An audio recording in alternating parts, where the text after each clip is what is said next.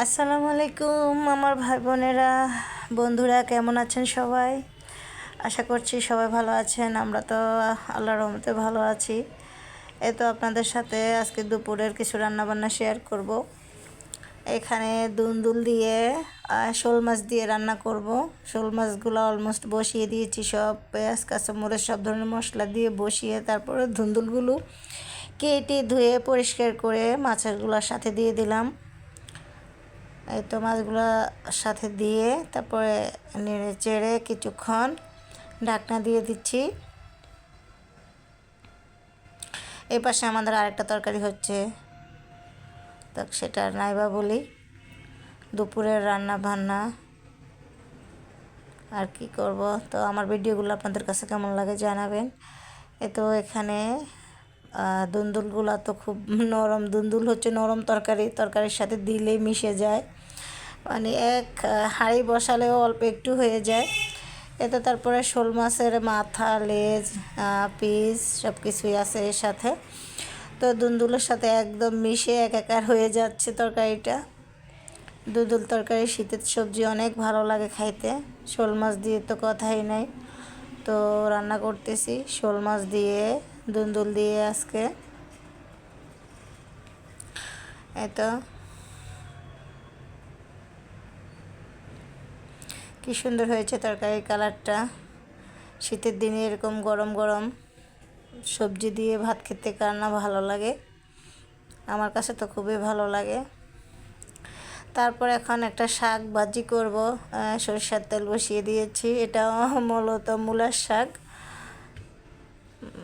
সরিষার তেল দিয়ে তারপরে পেঁয়াজ দিয়ে দিলাম, রসুন কুচি দিয়ে দিলাম। তারপর এখানে মূলার শাকগুলোকে কেটে ধুয়ে পরিষ্কার করে নিয়েছি আগেই, এখন বসাই দিব।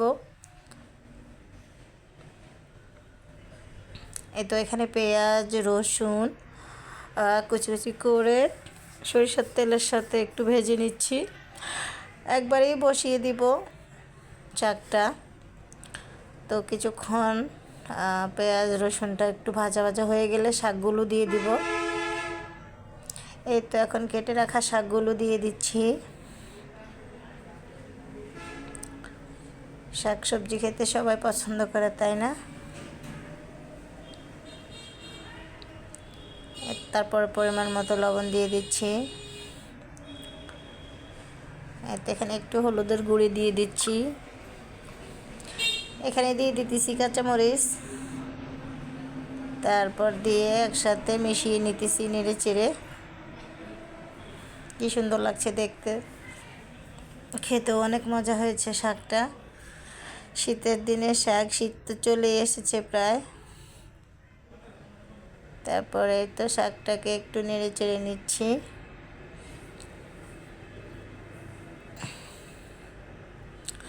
তারপর কী অবস্থা সবার? আমার ভাই বোনদেরকে সালাম জানাচ্ছি, অনেক অনেক শুভকামনা জানাচ্ছি। আমার ভিডিও দেখার জন্য অনেক অনেক ধন্যবাদ। আপনাদের সাথে এই তরকারিগুলোই শেয়ার করি, আর কি আর করবো। এই তো এখানে শোল মাছ আর দুন্দুলের তরকারিটা প্রায় হয়ে এসেছে।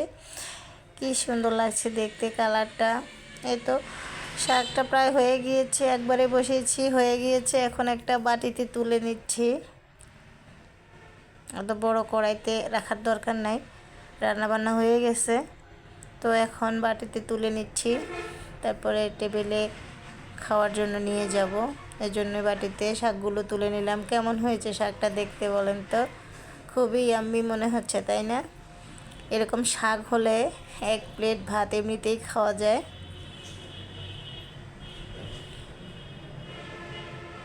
তারপর কি অবস্থা সবাই? সবাই ভালো থাকবেন। আসসালামু আলাইকুম।